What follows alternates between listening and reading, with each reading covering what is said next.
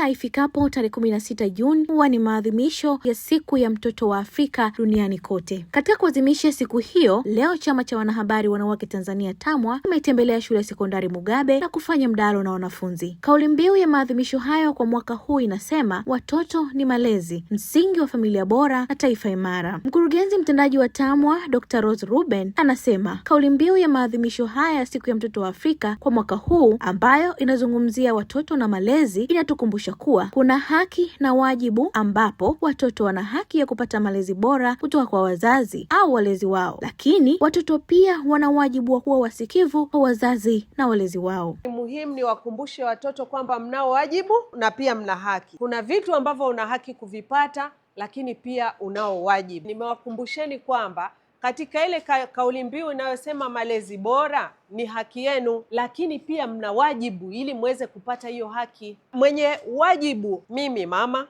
ya kwamba ule chakula, uvae nguo safi, manake kuwepo na sabuni ili uweze kusoma. Hiyo ni wajibu wangu ili wewe upate haki ya malezi. Kwa hiyo unapotaka kufanyiwa kitu, lakini na wewe ujue, je, umetimiza wajibu wako? Na unapofanyiwa kitu ujue, je, wewe umetimiza wajibu wako? Upande wa pili, kwa wale wakatili, wanaweza wakakufanyia jambo ambalo malipo yake wajibu wako unakuwa hatari. Je, utafanya? Kama hapana, unatakiwa uwe na akili ya kuyapambanua, na mazuri na mabaya unaweza ukayatambua pale ambako utakuwa na ndoto.